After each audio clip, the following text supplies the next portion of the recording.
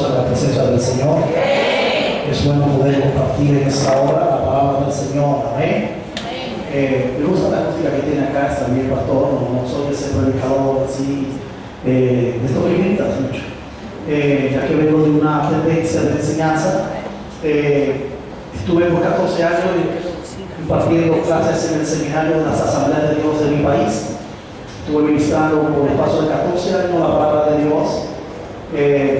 Actualmente estamos pastoreando en la ciudad de Barquisimeto. Barquisimeto es la quinta ciudad más importante de mi país, en Venezuela. Es una ciudad que tiene un desarrollo económico ahora tremendo. Y Dios está haciendo algo maravilloso en el mover de Dios en Barquisimeto. Allí estamos pastoreando. Mi esposa Laura está ahora al frente de la congregación. Dios nos ha regalado 3 hermosos niños, varones todos. Mayor Joshua Gabriel, de 10 años, ya toca un poco la batería. El segundo, Crita Daniel, ya veo que le gusta la guitarra. Y el último es Santiago Emanuel, esperamos que pueda ser predicador. Amén, la palabra del Señor. Yo creo que esta noche es una noche maravillosa, la gloria de Dios. Yo no creo en las casualidades, yo creo que Dios todo lo tiene predestinado en su propósito para con nosotros. Amén. Yo quiero enfocar en esta noche una palabra de Dios. Y yo quiero que esté atento esta noche a la palabra que quiero traer. Es una palabra que Dios me ha ministrado y tiene que ver, pastor, está muy relacionada con lo que ustedes han tomado como lema de este año 2013 a su imagen. ¿Amén? Para esto, por favor, quiero que se ubique en el libro de los Hechos, capítulo 17, desde los versículos 24 hasta los versículos 28. Agradecemos a Dios por la vida del pastor Carlos Hernández. Gracias, pastor, por darme la oportunidad de estar acá. Que aún sin conocerme, pues, me da la oportunidad de entregar el micrófono y predicar acá desde ese lugar. Yo sé que es una responsabilidad entregar el micrófono a alguien que jamás hemos escuchado, que no conocemos. Pero la palabra del Señor nos enseña que el Espíritu da testimonio a nuestro espíritu que somos hijos de Dios. Así que esperamos que esta noche ese testimonio sea aún más evidente en nuestras vidas. Amén. Le agradezco a toda la congregación el hecho de que usted se movió a escuchar la palabra de Dios en los labios de mi persona. Yo creo que esto es digno de admiración y por ende yo debo respeto a esto. Hay una materia que enseñé por años en el seminario que fue la materia de homilética. Dios me casó con esa materia. Y luego enseñé la hermenéutica, una materia que era un poco difícil de dar, y yo me dio la gracia de esta materia. Y de ahí me enseñaba que había 2 cosas que eran importantes en un predicador. Yo siempre dije que un predicador es parecido a un buen restaurante. Usted va a un buen restaurante o a un restaurante y el servicio puede ser muy bueno, pero si la comida es mala, usted no vuelve a ese lugar, aunque los servicios hayan sido excelentes. Usted lo atendieron rápidamente, pusieron la carta, usted fue a los baños eran impecables, pero cuando usted comienza a degustar la comida se da cuenta que tiene mala sazón. Usted nunca vuelve por ese lugar y no lo va a recomendar. Puede ser que usted llegue a un restaurante donde la comida es buena, exquisita, pero cuando usted llega a los baños, ve que los baños están deteriorados, que el servicio es pésimo, las mesas están sucias, los manteles están manchados. Usted dice la comida es buena, pero no hay buen servicio, usted se retira. Pero si usted llega a un restaurante donde la comida es exquisita y el servicio excelente, usted se queda y lo recomienda. Así decía siempre a los estudiantes que tenían que impartirle clase, que nosotros los predicadores somos como un buen restaurante. Uno, la gente nos va a escuchar por la buena palabra, la comida que entregamos, y 2, por el buen trato que prestamos a la gente. Amén. Así que esperamos que esta noche usted pueda degustar la palabra de Dios. Quiero leer entonces allí donde está sentado, no se preocupe, en el libro de los Hechos, capítulo 17, versículo 24 hasta el versículo 28, dice la palabra del Señor. El Dios que hizo el mundo y todas las cosas que en él hay, siendo Señor del cielo y de la tierra, no habita en templo hecho por mano humana, ni es honrado por mano de hombres como si necesitase de algo. Pues Él es quien da a todos vida, aliento y todas las cosas. Y de una sangre ha hecho todo el linaje de los hombres, para que habiten sobre toda la faz de la tierra, y les ha prefijado el orden de los tiempos y los límites de su habitación, para que busquen a Dios si en alguna manera, palpando, puedan hallarle, aunque ciertamente no está lejos de cada uno de nosotros. Porque en Él que vivimos, eso se llama existencia, en Él vivimos, existencia. 2, y nos movemos, eso habla de tiempo, nos movemos. Y 3, ¿qué más? Y somos, eso habla de destino. Amén. Lo voy a repetir, porque en Él vivimos y nos movemos y somos, como algunos de vuestros propios poetas también han dicho, porque el linaje suyo somos. Amén. Señor Dios, en esta noche hemos declarado que los cielos se están abiertos en una mayor magnitud sobre este lugar. Y que ahora cuando nos disponemos a la exposición de la palabra, se tú alumbrando los ojos de su entendimiento, de modo que los principios que van a ser desatados y los fundamentos doctrinales de tu palabra, oh Dios, puedan ser asimilados en el Espíritu. Yo hablo, tú enseñas, yo hago sonido con las palabras, tú das sentido a las palabras, yo doy información, tú traes revelación al Espíritu e iluminación al alma. Por eso declaramos, oh Dios, que mientras exponemos tu palabra, sé tú ministrando una palabra de ciencia, de sabiduría, ya que de ti emanan las luces, de ti emana, Dios mío, el conocimiento. En el nombre glorioso de Jesús, marca, Dios mío, el destino profético de cada uno de ellos con esta palabra, de modo que seamos transicionados de un estado menor a un estado mayor, en el nombre de Jesús. Amén. Quiero hablar de un tema que lo he llamado los 3 pre de Dios. Amén. Este es el tema en esta noche, los 3 pre de Dios. Todos los que estamos aquí obedecemos a algo que se llama destino profético. Dije conmigo, destino profético. Y sabe que el destino profético es entender que ya Dios tiene elaborado un plan con nosotros. ¿Cuántos saben eso? Y que ese plan fue elaborado, fue diseñado en la eternidad. De modo que todo lo que te ha sucedido, lo que te está sucediendo y lo que te va a suceder está condicionado por ese destino profético, ya que nuestras vidas son elaboradas por diseños eternos. Amén. Es decir, usted no está aquí por la casualidad. Si quizás papá te dijo que te habías equivocado, o mamá, que se equivocaron contigo, que quizás tú no estabas planeado para nacer, permítame decirle que lo que ellos te dijeron no lo dijeron en serio, porque permítame decirle también que tu nacimiento no fue planeado por tus padres, sino que fue planeado por Dios en la eternidad. Aún antes de que usted pudiera existir, aún antes de que usted pudiera estar en el vientre de su madre, ya Dios a usted le había conocido. Por eso dice el apóstol Pablo, lo que antes conoció, a los que antes conoció, a estos también que justificó, ya lo que justificó, a estos también santificó, ya lo que santificó, a estos también glorificó. Eso de entender entonces que usted fue conocido aún antes de nacer. Amén. Eso nos habla del destino profético. Ahora, hablar del destino profético indica que Dios ya ha preparado mi final. Ya yo tengo un destino, el cual Dios me lo diseñó, el cual Dios me lo preparó. Todo lo que a usted le ha sucedido sencillamente le está empujando a su destino profético. De modo que si usted está desubicado en el propósito de Dios, sabe que va a ser Dios contigo, Dios te va a direccionar, Dios te va a posicionar, Dios te va a ubicar. De modo que si usted está caminando en esta dirección, pero la dirección de Dios en tu destino profético es esta, las circunstancias, escuche, no es que Dios crea la crisis, no es que Dios crea las circunstancias, porque Dios no crea la crisis. Pero algo se hace Dios usa la crisis y Dios usa las circunstancias para direccionarnos. Amén. Así que la crisis es tu amiga, porque ella te ayuda a direccionarte en el propósito de Dios. Vuelvo a decir, Dios no crea la crisis, pero la usa para direccionar nuestras vidas.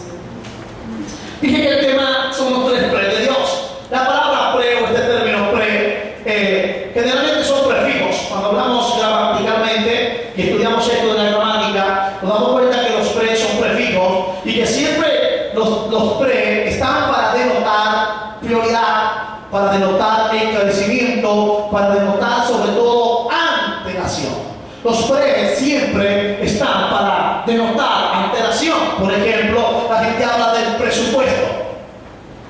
Es algo que usted debe trabajar antes de comenzar a gastar o planificar. Usted antes de comenzar a invertir, antes de gastar, usted comienza a presupuestar.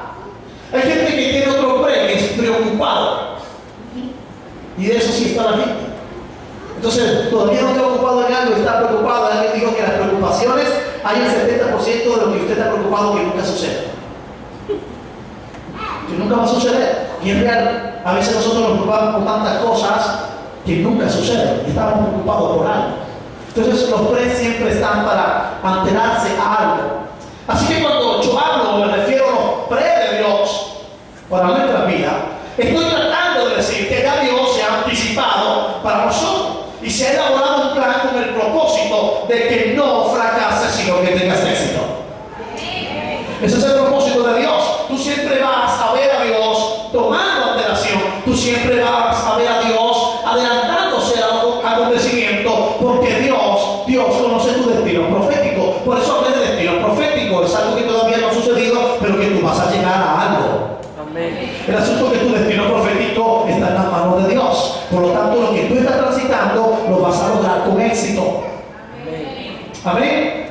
Ahora, ¿cómo yo entiendo que Dios tiene elaborado un plan para con mi vida y que en ese plan de Dios yo no fallo y que en ese plan de Dios yo no voy a errar y que en ese plan de Dios yo no conozco el fracaso? Porque aunque pueda venir alguna circunstancia, las circunstancias no van a determinar el hecho de que Dios me entregue una palabra profética, porque las circunstancias son evidencia de que algo grande se ha de manifestar en mi vida. Sí, por eso la palabra dice, el apóstol Pablo, que los que aman a Dios, todas las cosas les ayudan a quién. Amén. Esto es a los que conforme a su propósito son llamados. A una circunstancia nos ayudan a nosotros a entender el propósito de Dios.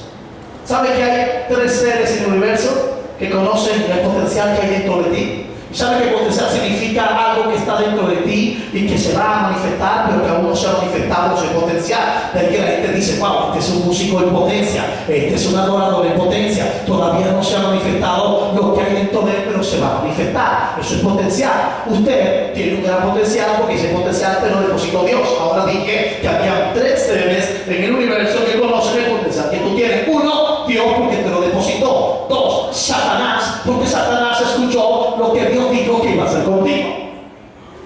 Y 3, usted. El asunto es que Dios no interviene para que tu potencial no sea desarrollado. El primer interesado en que tu potencial se desarrolle es Dios. Satanás no puede impedir lo que Dios determinó hacer contigo, porque lo determinó el Eterno. Y 3, el asunto, quien determina lo que se cumple o no soy yo, porque ni aún Dios puede violentar eso, porque si sencillamente yo me determino a no avanzar hacia lo que Dios me dijo, si yo me determino a no cumplir mi destino profético, escuchen, ni siquiera Dios me va a empujar, porque hay algo que se llama libre albedrío, que Dios colocó en tu vida, que Dios colocó en mi vida, y ese libre albedrío Dios no lo puede violentar.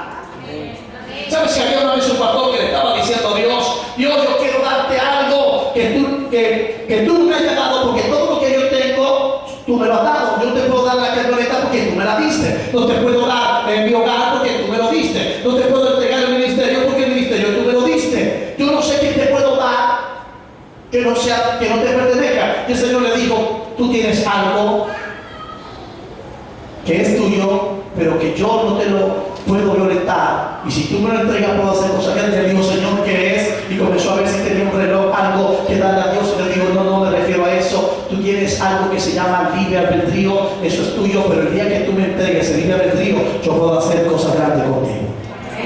Lo único que le podemos entregar a Dios es nuestro libre albedrío, y eso significa renunciar a mi voluntad para andar en la perfecta voluntad de Dios. Ok. Esto es posible. Entender una vida de éxito solo si logramos entender las siguientes verdades. Por favor, voy a hablar de los 3 pre. Primer pre, dije que voy a hablar de los 3 pre de Dios. El primer pre que tú tienes que entender en esta noche para que avances a tu destino profético es algo que se llama preexistencia. Antes de que usted tuviera existencia, usted preexistía. Ahora, ¿dónde preexiste usted? En la mente de Dios. Por favor, vaya al libro de Efesios, capítulo 1, versículo 4, que les voy a mostrar esto. Hay una palabra allí, hermano, que va a bendecir tu vida. Yo sé que hay gente esta noche que va a ser bendecida, va a ser transicionada y va a ser liberada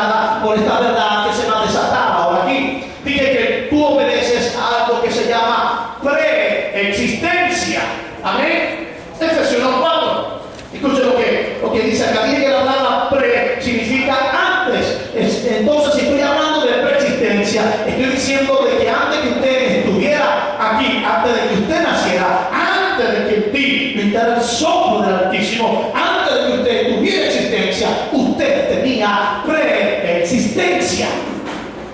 Amén. Tú tenías preexistencia. Escucha esto. Efesios 4 dice: segundo se escogió en él que antes de que antes de que de la fundación del mundo, para que fuésemos, hay un propósito, para que fuésemos santos y sin mancha delante. Wow. Escuche esto ahora. Preexistencia. Dije que antes de que Dios creara cualquier cosa o otra cosa en la creación, no existía en la mente de Dios. Efesios 4 dice: seguro que cogió bien antes de la fundación del mundo. Yo quiero detenerme a explicar un momento este versículo para que usted vea la verdad que el apóstol Pablo trató de comunicarle a los creyentes de Éfeso, que no fue cualquier verdad, sino una verdad determinante. Más, considero que esta verdad que se va a desatar en esta noche es un fundamento apostólico para aquellos que caminen conforme al destino profético y el propósito de Dios. Amén. No se cogió antes de la fundación del mundo. ¿Sabe que la palabra mundo que el apóstol Pablo emplea aquí dentro de la Biblia tiene muchas connotaciones, tiene mucho significado? Porque la Biblia, recuerde que la Biblia se escribió en dos idiomas maternos, en hebreo y en griego. Luego la Biblia toda fue traducida, el Antiguo Testamento toda fue traducida al griego, de modo que cada vez que usted y yo queremos entender con mayor claridad la revelación de la palabra, siempre vamos a tener que revisar los manuscritos originales, debido a una cantidad de versiones que hay ahora, pero las versiones que hoy tenemos no nos hablan con claridad, de modo que se ha perdido el sentido original. Por eso tenemos que volver a los originales manuscritos. Y en esta hora, cuando el apóstol Pablo dice: nos escogió antes de la fundación del mundo, sabe que la palabra que está en Efesios 4 para definir mundo no es la palabra común que se emplea para muchos términos en la Biblia. Se lo voy a explicar. Cuando se dice: de tal manera amó Dios a quién? Al mundo. La palabra que emplea el teólogo Juan allí en el griego es la palabra etnos. De ahí la palabra etnia, raza. Así que la traducción diría: de tal manera amó Dios a la raza humana o a la raza del mundo. No podría interpretarse el mundo como el elemento físico, porque no tendría razón que Cristo viniera a morir por un planeta. Cristo vino a morir por la raza humana. Pero el mismo Juan escribe, y luego escribe en una de sus cartas, y Jesús le dice en la oración al Padre, antes de ir al Calvario, antes de entregar su vida, Jesús le está diciendo al Padre: Señor, pido, no que lo saques del mundo, sino que lo lo guardes del mundo. Después Juan el teólogo escribe en su primera carta y dice: hijitos amados, no améis al mundo de las cosas que están en él, porque el que sigue la corriente de este mundo se constituye en enemigo de Dios, porque la amistad con el mundo es enemistad con Dios. ¿Sabe cuál es la palabra que empleó Juan en estos dos pasajes? Cuando Jesús dice que no los saque del mundo, sino que los guarde, se usó la palabra en el griego suchematizo. Y la palabra suchematizo significa sistema, diseño, molde. Lo que estaba diciendo Juan, el teólogo, lo que estaba diciendo Jesús era lo siguiente: no te pido que lo saques del mundo, hablando de la tierra, no. Le estoy diciendo: no lo saques del sistema, porque yo voy a cambiar el sistema. Lo que te pido es que lo cambies del sistema corrupto y pagano. Es lo que Juan está diciendo: hijitos amados, no vayan al sistema de este mundo, porque el sistema de este tiempo es un sistema corrupto. Ustedes obedecen al sistema de Dios. Pero cuando tú te vas a Salmo 24:1, dice: de Jehová la tierra y su plenitud, el mundo y lo que en él habita. ¿Sabe? Ahí no se emplea la palabra etnos, ni se emplea la palabra suchematizo, ahí se emplea la palabra ge, que la palabra ge, la ge y la e, de ahí la palabra geografía, de ahí la palabra geología, de ahí la palabra geógrafo. Entonces la palabra ge significa tierra. Ahí sí se refiere a la tierra como planeta, al mundo como elemento. De Jehová es la tierra, el planeta, y no se queda. Fíjate que el contexto dice lo que en él habita. Está hablando ahora del etnos. Entonces habla del que es la tierra o el mundo como tal. Habla del etnos que habita en el que, pero que se mueve en el suchematizo, que es el sistema. Ahora, cuando tú te vas a Efesios 4, el apóstol Pablo no emplea la palabra que para mundo, ni emplea la palabra etnos para mundo tampoco, ni emplea la palabra suchematizo. ¿Cuál es la palabra que el apóstol está empleando? Pablo emplea el término griego cosmos, y la palabra cosmos no tiene que ver con la tierra solamente. La palabra cosmos habla del universo. Escucha lo que el apóstol Pablo está diciendo. Wow, a mí me gusta esta revelación del apóstol Pablo a los creyentes de Éfeso, porque Pablo no estaba estamos diciendo cualquier cosa. Lo que Pablo establece es un fundamento de lo que era la preexistencia nuestra. Lo que Pablo está diciendo es, antes de que Dios creara el universo, hoy no se habla del universo. ¿Sabe de qué se habla? Del multiverso. Hoy se habla del multiverso porque los hombres, los que han explorado el espacio, el infinito universo, se dieron cuenta que el universo es insondable. No pueden sondear, no pueden estudiar. Hoy se habla de millones de vía láctea, se habla de millones de galaxias. Imagínense lo infinito que puede llegar a ser el universo. ¿Y saben qué dice Pablo en esta revelación?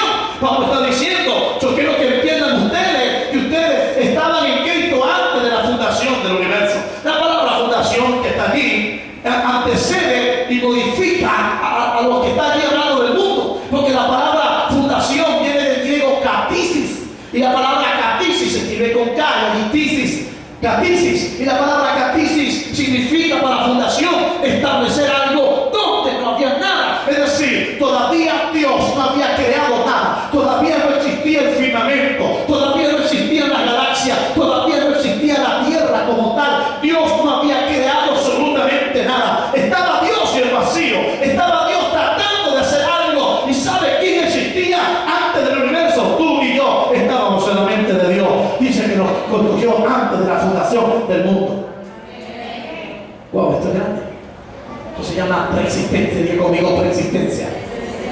Es decir, ya tú tenías preexistencia. Es lo que le dice Dios a Jeremías en su capítulo 1, versículo 4, versículo 5, versículo 6. ¿Qué le dice Dios a Jeremías? No digas que no sabes hablar y que eres niño, porque antes de que tú nacieras, yo te constituí por profeta a las naciones. Si antes de que te formases en el vientre de tu madre, yo te llamé. Estaba diciendo a Jeremías, no te preocupes, haga la palabra, porque antes de que tú existieras, ya yo te había determinado para que fueras profeta. Así que es imposible que la palabra que tú declares no se cumpla, porque antes de nacer, yo te constituí por profeta.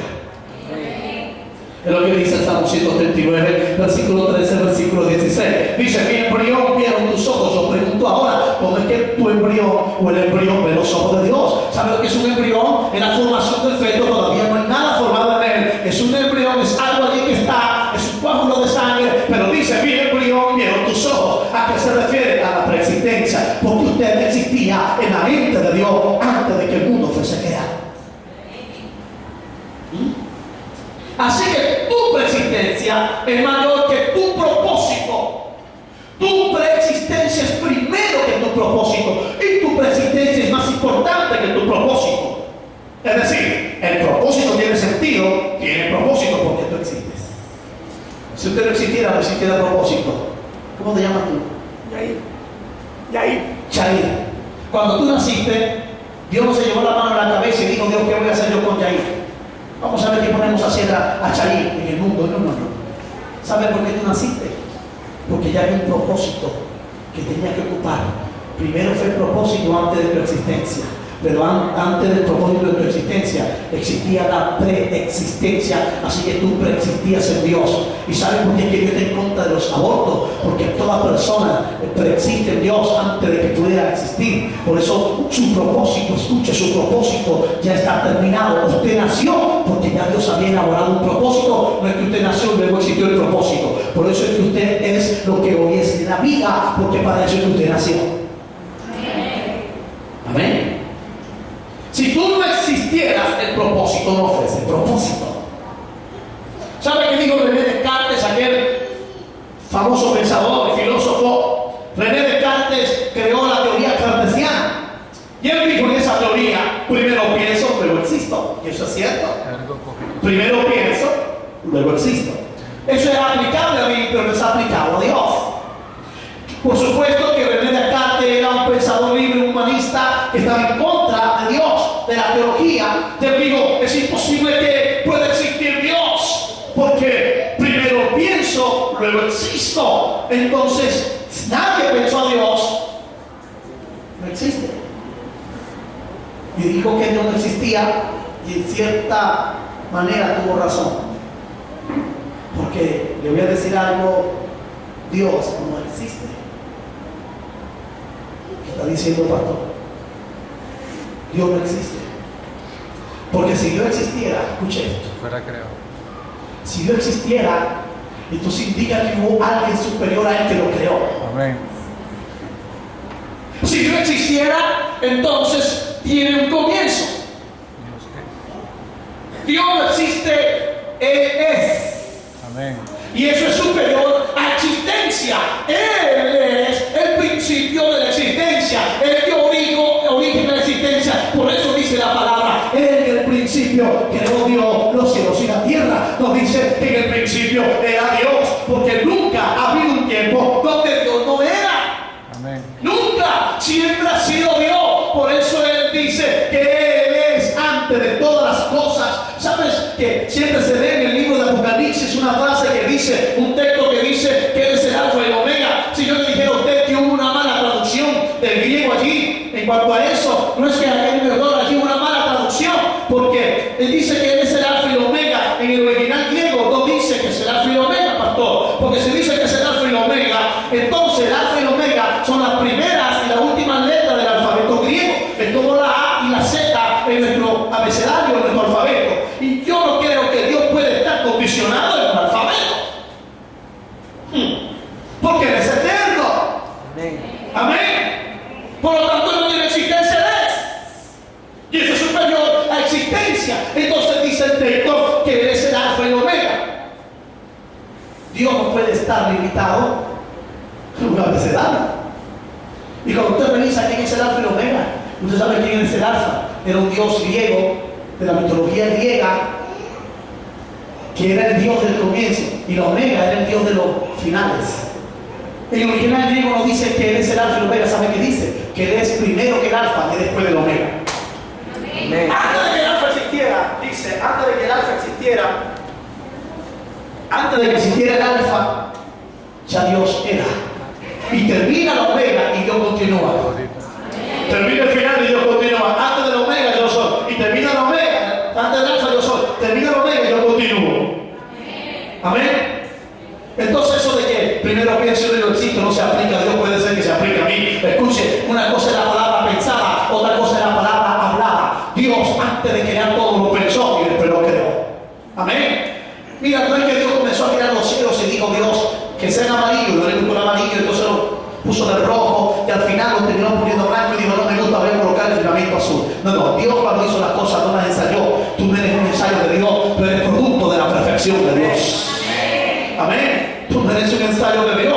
Dios lo estaba probando contigo. Cuando Dios creó los cielos, ya lo había pensado desde dónde hasta dónde iba a hacer y el color de los cielos. Cuando Dios creó todas las cosas que estaban creadas arriba en los cielos, debajo y aún debajo de la tierra, ¿sabes algo? Ya Dios lo había pensado. Y antes de que Dios lo creara, estaba en la mente de Dios. Por eso cuando Dios dijo la palabra, sean los cielos fueron hechos como Dios quería. Dios no tuvo que cambiar nada, porque Dios nunca está ensayando. Él es perfecto porque está la palabra pensada y luego está la palabra hablada. Así que primero Dios te pensó, luego te habló.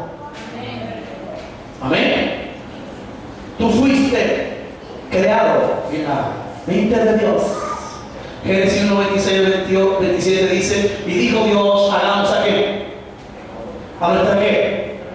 A nuestra imagen y a nuestra semejanza. Te voy solamente a dar un adelanto de algo porque este es un tema que nos llevaría mucho tiempo hablar de lo que es cómo es que el hombre fue creado originalmente, pero solamente voy a explicarte tres cosas aquí, de Génesis 1, 26 y 27. Tú fuiste creado según la pregnosis de Dios. ¿Sabes qué es pregnosis? El conocimiento antelado de Dios. Por eso es que Pedro dice, tú y yo fuimos escogidos según la presciencia de Dios. Presciencia o la pregnosis de Dios. Mira, yo no sé si tu espíritu puede asimilar esto que voy a decir ahora. Dios, conociendo mis fallas, mis debilidades, mis errores, me escogió. Amén. Mira, esto es lo religioso no lo entiende, pastor. Que Dios va a escoger a este hombre. Dice que fuiste escogido según la presciencia y la pregnosis de Dios. Es lo que dice el salmista en el Salmo 139. Antes de que la palabra esté vivo, que ya tú la conoces. Tú sabes mi levantar y mi acostar. Sabes mi sentar y mi levantar. Sabes de dónde me voy a mover, hasta dónde voy a ir. Dios sabe lo que usted va a hacer mañana en todo el tiempo. Y con todo eso que usted falle, usted fue escogido para ser redimido por la sangre de Cristo, que está un día reunido adorando a Dios. Usted fue escogido según la pregnosis. el conocimiento alterado de Dios. No, tú fuiste creado en un consejo divino. Tu nacimiento, tu creación no fue al azar. Dijo Dios, entonces, mira, esa expresión entonces me da la idea de que hubo un consejo y por ende una resolución.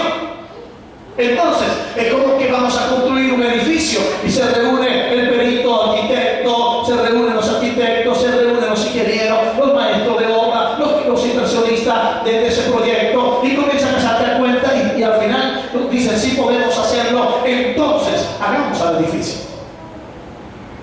Entonces dijo Dios, hagamos algo. ¿Por qué? Porque ya Dios se adelantó a lo que iba a suceder. La pregunta del millón, que todo el mundo se pregunta y dice, ¿por qué si Dios sabía que Adán iba a fallar? Porque lo creó. Porque antes de que el hombre existiera, ya había un plan de redención. Permítame decirle que Cristo no fue el plan B, Adán fue el plan B, nosotros fuimos el plan B, Cristo siempre ha sido el plan A. Porque dice la palabra que el Cordero fue inmolado antes de la fundación del mundo. Es decir, todavía Dios no había creado el mundo, ni te había creado a ti. Tú no existieras mente de Él. Y a Cristo se había entregado por ti en la eternidad. Entonces dijo Dios, el hombre va a fallar, pero hay uno de nosotros que lo va a redimir. Y Jesús dijo, yo vuelo por ello, entonces hagamos. A su nombre.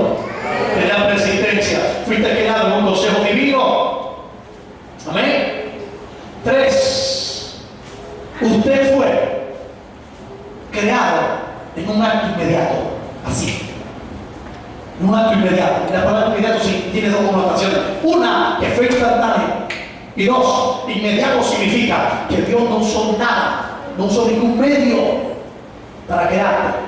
Pastor, pero la Biblia dice en Génesis 7 que Dios formó al hombre del polvo de la tierra. Hay una gran diferencia entre el hombre de Génesis 96 y el hombre de Génesis 7. Si yo le dijera en esta noche que son dos hombres diferentes, ¿usted me lo cree?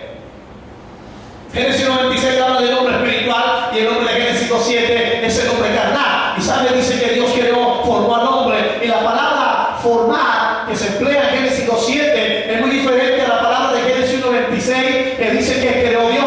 Una cosa es crear, otra cosa es formar. Dios creó al hombre, pero también lo formó. Pero la mujer no la creó ni la formó, sino que la hizo.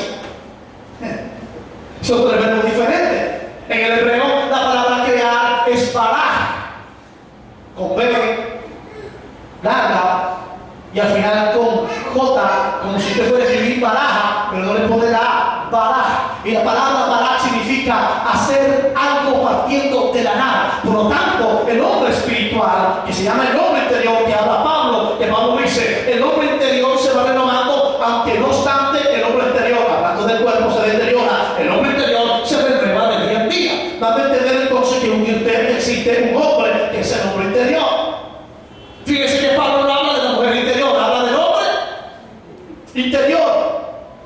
¿Por qué? Porque en el varón y en la mujer habita el hombre, si no lo sabía. La palabra hombre no tiene que ver con género de sexo, porque el hombre, cuando Dios emplea la palabra hombre, no es un término que emplea o que determina género sexual, porque ¿cuál es la esencia de Dios? Espíritu. ¿Y cuál es la semejanza del hombre? Espíritu. Por lo tanto, en usted hay un hombre espiritual. Amén. Un hombre espiritual, que fue el nombre de Génesis 96.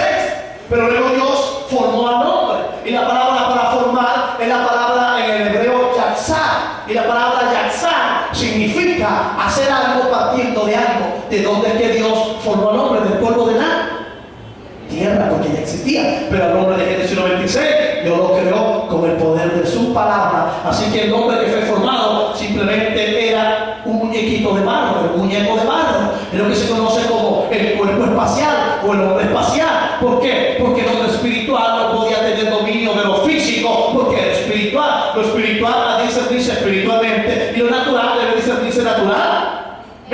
Por lo tanto, para que el hombre espiritual pudiera moverse en una atmósfera natural, en una atmósfera física, él necesitaba el cuerpo espacial. Por eso, cuando usted parte, no muere, sino que parte con Cristo. Aquí se queda el cuerpo espacial, pero el hombre interior, el hombre espiritual, va a la presencia de Dios. Porque ¿qué hizo Dios? Después que estaba el muñeco de barro, que es el hombre de Génesis 7, no tenía vida, pero el hombre espíritu, el de Génesis 26, tenía vida. ¿Qué hizo Dios? Tomó el hombre espíritu y lo metió dentro del hombre natural, y los dos vinieron a ser uno solo. Por lo tanto, llegó a ser un ser viviente. Y juntamente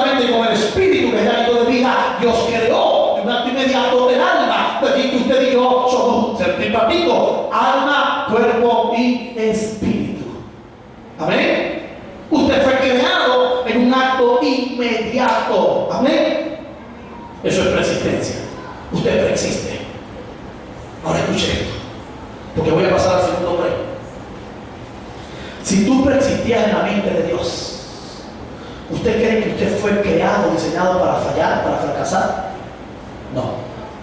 Es imposible que usted pueda fallar, porque usted estaba en la mente, escuche, en la mente maestra, en la mente suprema. Por eso dice 2 de Corintios 3:18, que Dios nos va renovando o nos va transformando ¿de qué?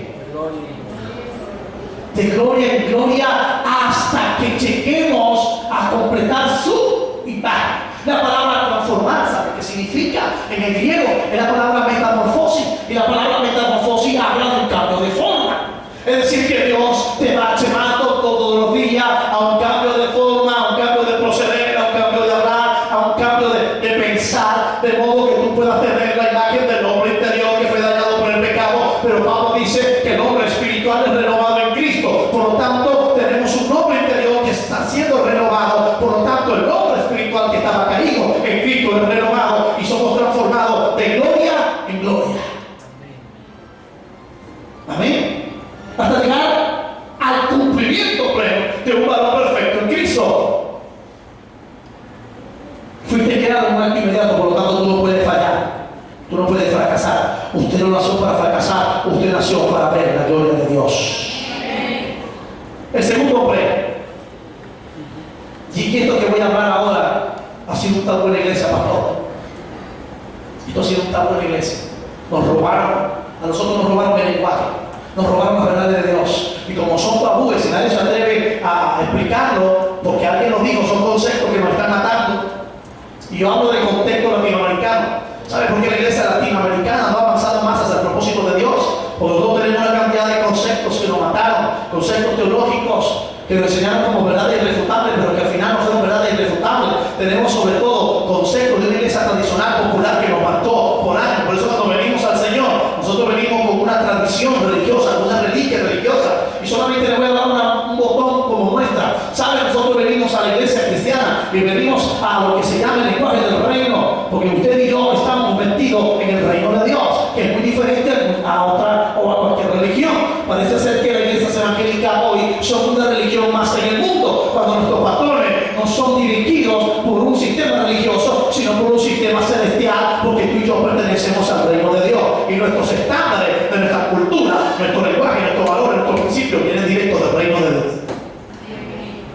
Por eso cuando venimos a este lugar, lo primero que cuesta, ¿sabe qué, pastor? Desprendernos para darle una hora, porque la iglesia tradicional nos enseñó a dar limosna, ¿sí o no? Yo enseñó a dar limosna, una limosna, y entonces damos lo que sobraba. Cuando venimos a Cristo, nos cuesta salir de esa mentalidad. Por eso es que cuesta dar, porque en el reino, escucha, el reino es abundancia.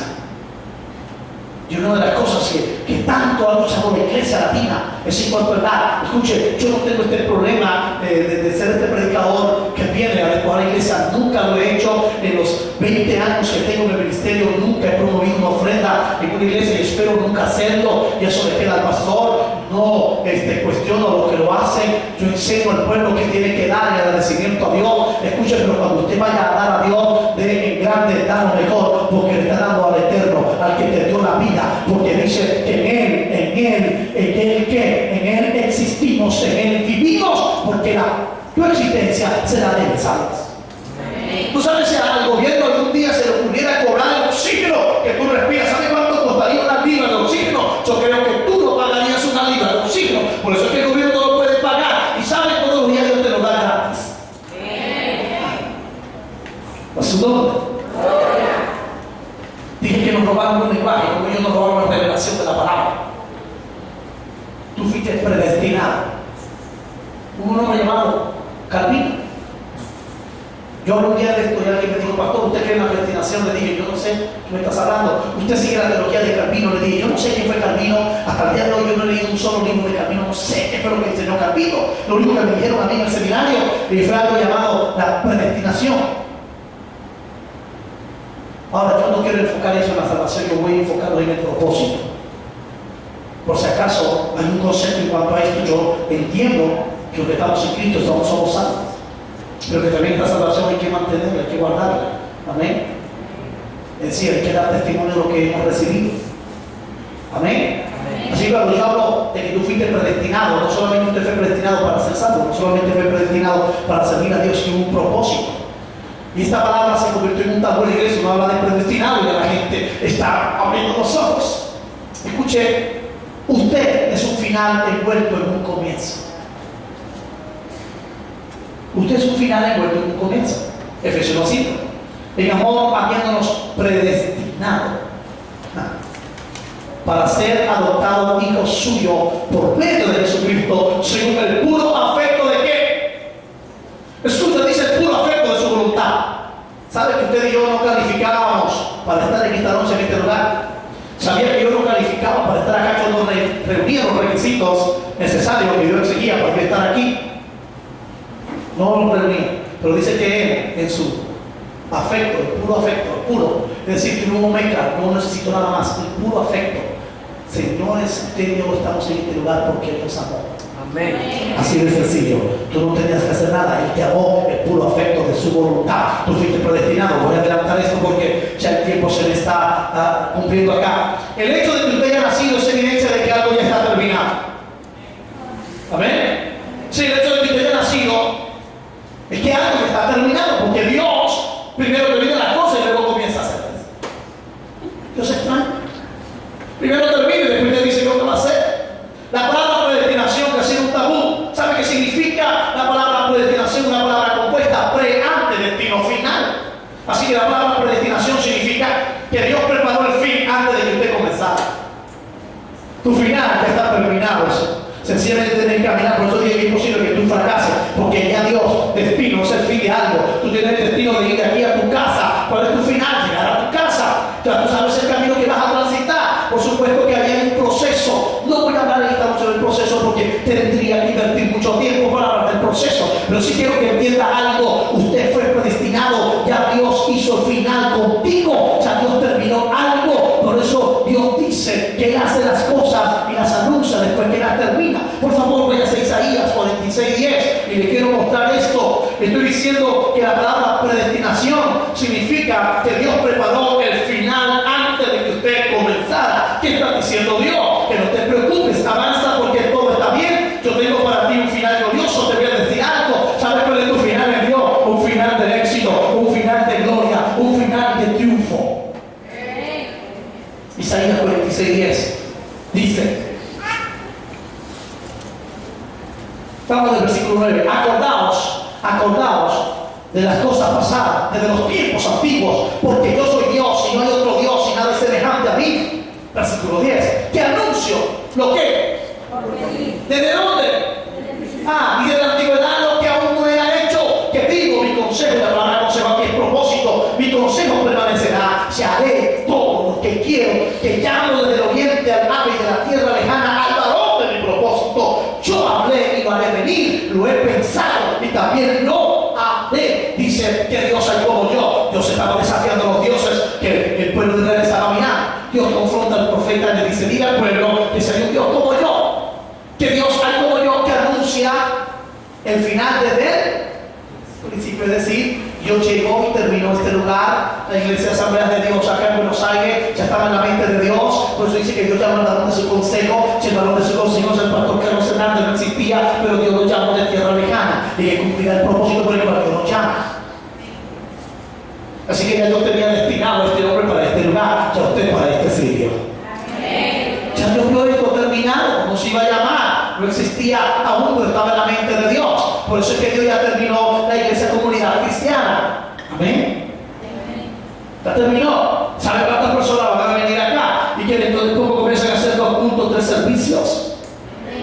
Ya Dios vio todo el final. Dios lo conoce, ya terminó. Pero Dios primero hace el edificio, lo termina y después que lo termina, Dios se regresa. Y entonces desde aquí, Dios anuncia desde el principio el final. ¿Sabe qué hacemos nosotros? Tenemos los planos y luego que terminamos el edificio que decimos, ya está. Pero Dios dice, yo anuncio desde el principio al final. Usted no puede decir algo hasta que no está terminado. El asunto es que Dios lo termina y luego lo anuncia. ¿Sabe cómo se llama esto? Aquí se llama propósito, y propósito es producto final, así que usted es un producto final. Y de este lado, ¿cómo se llama? Visión. ¿Cómo se explica que el hombre que está orando, un hombre que está en la presencia de Dios, y tú le muestras la visión? Ya Dios le mostró al pastor hasta dónde va a llegar. Ahora yo pregunto, ¿cómo es que él ve algo que no existe? Usted no puede ver algo que no existe. Pero eso se llama visión. Pero si él lo ve porque ya está terminado. Es un nombre. Se llama predestino. Se me preparó un camino antes que yo lo transitara. Por un último premio. Uno, dije que usted tiene preexistencia. Es imposible que usted falle. Dos, se te señaló un camino antes de que usted comenzara. Dice la palabra, por eso dice la palabra. El que ande por este camino, por muy torpe que sea, no se perderá. Porque ya usted tiene un destino trazado de Dios. Amén. Y los destinos de Dios son eternos. Mira, se puede fallar en la misión y en la estrategia, pero jamás en el propósito. Adán falló en la misión, pero jamás Dios perdió el propósito con Adán. Por eso es que en Cristo nosotros recuperamos el propósito que Adán perdió. Y tres, a usted se le prefijó. Último premio. Uno, preexistencia. Dos, predestinado. Y tres, a usted se le prefijó el orden de los tiempos. Es lo que está diciendo acá en el libro de Hechos. Versículo 26. Y de una sangre ha hecho todo el linaje de los hombres para que habiten sobre toda la faz de la tierra, y les ha prefijado el orden de los tiempos. Prefijar, que es la palabra prefijar, hacer fijo o estable algo, establecer con firmeza, algo que está firme, fijar los términos de algo con precisión. Lo voy a repetir, que es prefijar, hacer fijo o estable algo, establecer con firmeza, algo que está firme, fijar los términos de algo con precisión, es decir, ya Dios a usted lo fundamentó, usted está firme en el propósito, Dios no lo va a cambiar, porque dice la palabra que por dos cosas es imposible que Dios mienta. Uno, porque Él es santo, por lo tanto Dios no puede mentir porque sería pecar y Dios no puede pecar. Dos, Dios no puede mentir. Primero porque es santo, y dos porque Él es fiel. Dice, los cielos y la tierra pasarán, pero jamás mi palabra pasará. Uno, porque Él es santo, y dos, porque Él lo ha dicho por esas dos razones. Dios no puede mentir. Así que lo que Dios dijo que iba a hacer contigo, con tu familia, con tu negocio, con tu matrimonio, con tu vida, con esta iglesia, con esta nación, Dios lo va a cumplir, porque Él dejó fijo los términos de algo con precisión.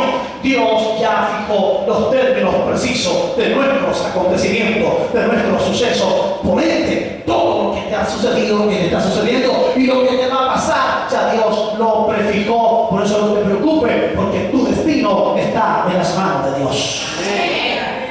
El orden de los tiempos. Todo lo que te ha acontecido, te está aconteciendo y te va a acontecer, ya está fijado. Si todavía no te ha acontecido, entonces que aún no ha llegado tu tiempo. El orden de los tiempos. Quiere decir que hay cosas que van a suceder en un orden. Es cuando tú quieres, es cuando Dios lo ha establecido. Hay dos palabras como esto voy a terminar para hablar del tiempo.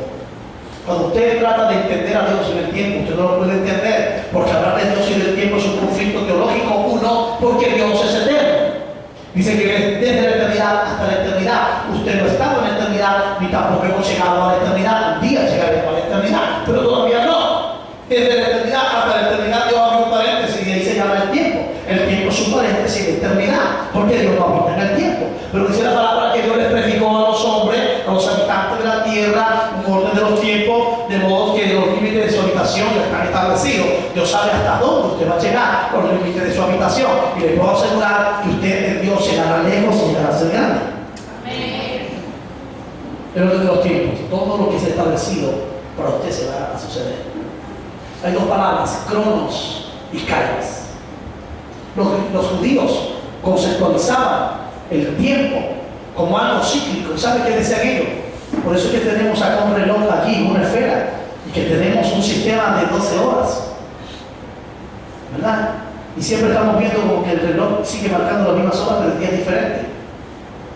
Usted dice, hoy son las 9, igual que ayer. No, porque el día de hoy es diferente al de ayer. Por eso dice la palabra que la gloria de este día es diferente, porque cada día tiene su propia gloria. Los judíos decían que el tiempo era cíclico, por eso Salomón escribe en el Eclesiastés capítulo 3 que lo que fue volverá a ser, y lo que ya pasó, será restaurado, porque él pensaba que el tiempo era cíclico y que las cosas se repetían. Los griegos conceptualizaron no el tiempo cíclico, sino lineal. Por eso dijeron pasado, presente y futuro. Lo que pasó no vuelve a restaurarse, decían los griegos, los judíos tenían otro concepto. Después dijeron, hay que vivir el presente, el futuro no lo conocemos. El asunto es que Dios no se mueve en un tiempo cíclico ni se mueve en un tiempo lineal. El tiempo de Dios es progresivo. Todos los días Dios va haciendo algo contigo, por eso dice que te va transformando de gloria. ¿Sabe qué significa eso? De gloria en gloria. No dice que Dios te saca de derrota en gloria. No dice que Dios te saca de la miseria para llevarte a la riqueza. No dice que Dios te saca de la enfermedad para llevarte a la salud. Dice la palabra que Dios te saca de gloria en gloria. Estás en un nivel de gloria. Estás en un nivel de unción. Estás en un nivel maravilloso. Y Dios te saca de un nivel de gloria y te lleva a un nivel de gloria mayor. Porque el tiempo de Dios no es pasado, presente y futuro. El tiempo de Dios es progresivo. El cronos es el tiempo del hombre. Hoy tenemos el cronos aquí. Son las 9, son las 8:30. Ese es el cronos. Pero hay algo que se llama el kairos. ¿Y sabe cuál es el kairos? La gente dijo una vez que el kairos, dijeron los teólogos, que el kairos era el tiempo perfecto de Dios. Permítame decirle que el kairos no tiene que ver con tiempos perfectos o con tiempos cronos, porque el crono es el tiempo del hombre. ¿Y cómo medimos el crono? Por horas, por segundos, por minutos, por días, por años, por milenios, por siglos. Pero el Dios no se mide el tiempo así. ¿Sabe qué significa cronos? Cronos no está relacionado tanto con tiempo, pastor, sino con programas. Es decir, Dios tiene un programa contigo y cuando Dios determine que el programa termine, va a terminar. Te voy a dar dos ejemplos. Las 70 semanas de Daniel no son cronos. Cuando la gente trata de entender la semana de Daniel por el crono, siempre se están equivocando en la fecha. Por eso es que hay una cantidad de sectas que interpretan los tiempos en el crono, no entendiendo que no es crono,